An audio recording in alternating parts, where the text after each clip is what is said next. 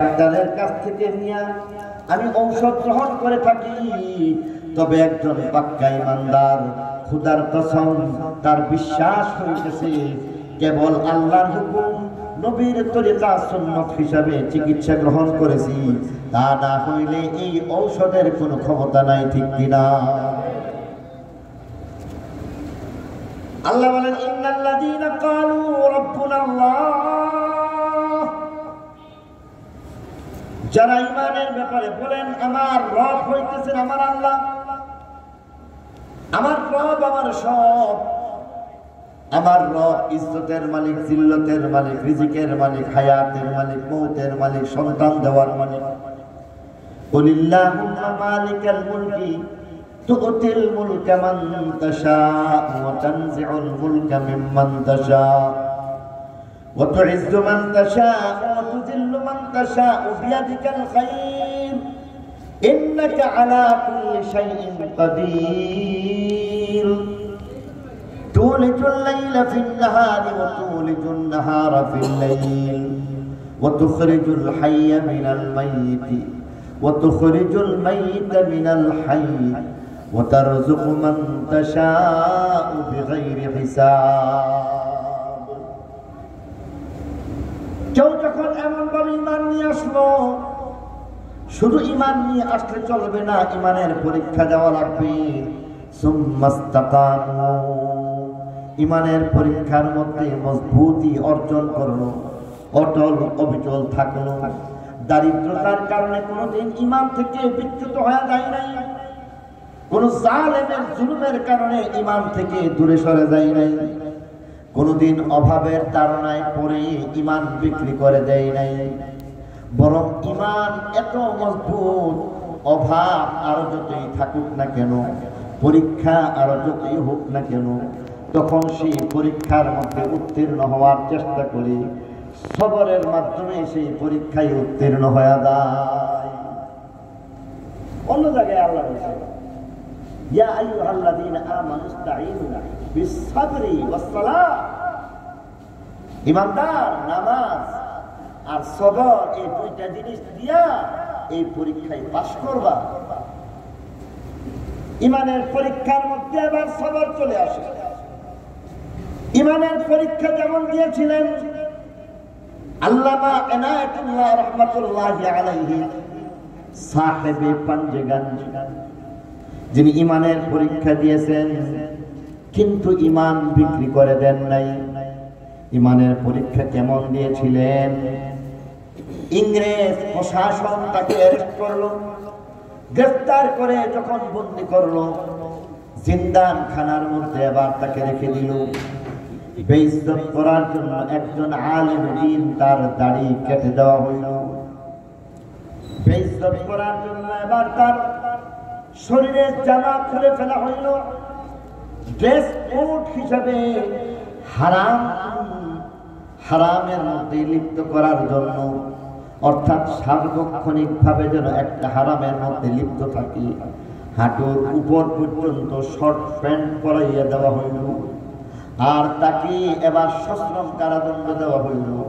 কিন্তু সেখানের মধ্যেও তারা এই কঠিন অবস্থার মধ্যেও ঈমান থেকে সামান্যতম বিচ্যুত হয়ে যায় না।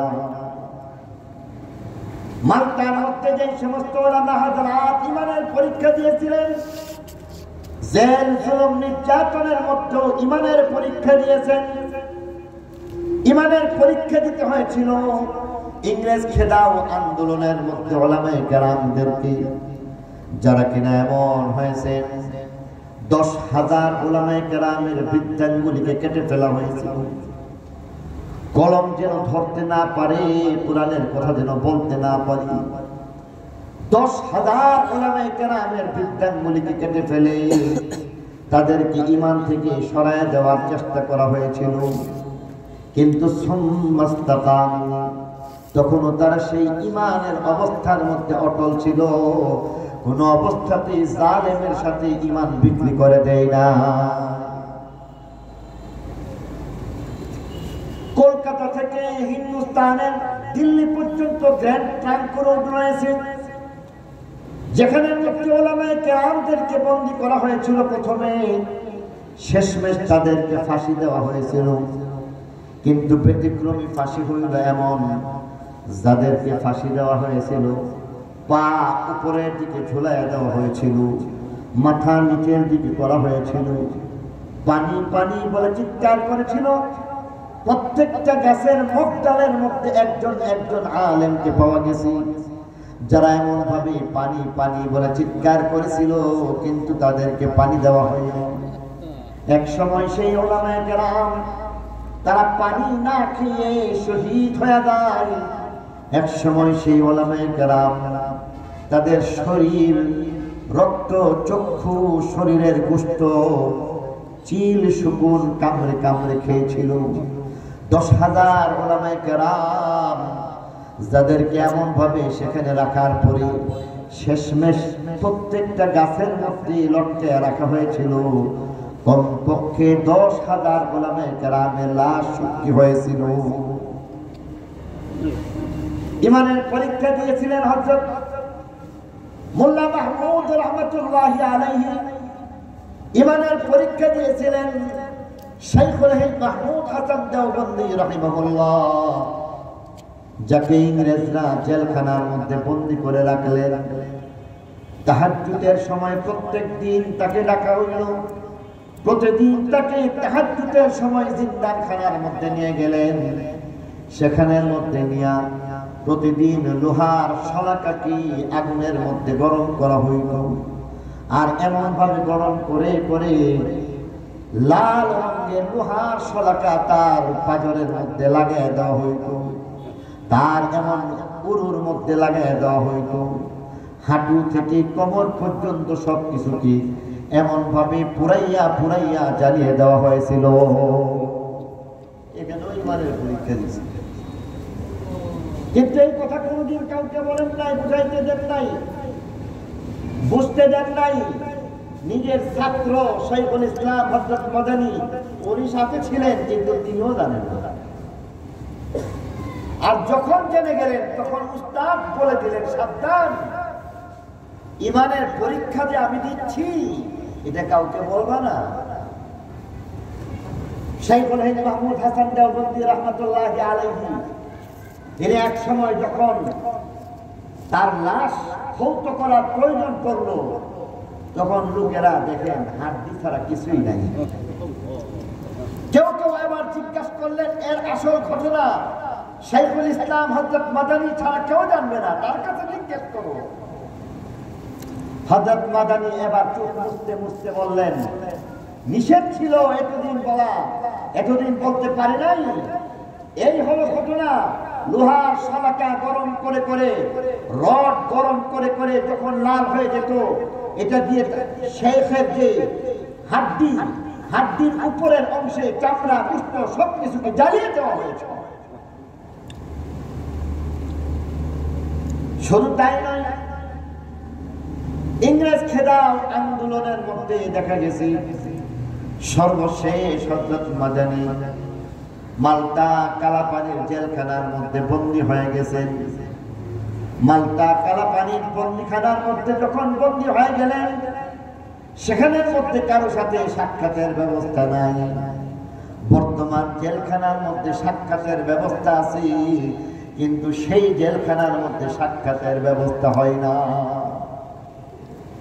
শাইখুল ইসলাম মাদানীর কাছে মাঝে মধ্যে চিঠি যায়, সবার কাছে চিঠি যায়। হযরত মাদানী তার কাছেও চিঠি যায়। প্রত্যেকটা বন্দী যখন চিঠি বক্স খোলা হয়, ওই বক্সের লেটার বক্সের সামনে তখন হুমড়ি খেয়ে দাঁড়ায় যায়। কিন্তু হযরত মাদানী একবারের জন্য সেখানে দাঁড়ায় না। তার কাছে একদিন চিঠি চলে আসলো, কেউ তার কাছে চিঠি পৌঁছে দিল। শাইখুল ইসলাম মাদানী সেই চিঠিটাকে পড়লেন না, এই চিঠিটা পর্যন্ত রেখে দিলেন। মনে মনে ভাবতেছেন, চিঠির মধ্যে সুসংবাদ আসলে তো ভালো কথা, আর যদি এই চিঠির মধ্যে কোনো দুঃসংবাদ চলে আসে তাহলে আমার জন্য কষ্ট আরো বেশি হয়ে যাবে। তার চাইতে ভালো আমি এই চিঠিটা পড়বই না। হযরত মাদানীর কাছে এবার দ্বিতীয় আরো একটা চিঠি গেল। হযরত মাদানী সেই চিঠিটাও পড়লেন না। হযরত মাদানী মনে মনে ভাবলেন, আনন্দের খবর হইলে তো ভালো কথা, দুঃখের খবর বরদাস্ত করতে পারবো না, এই কারণে আমি এই চিঠি পড়তে চাই না।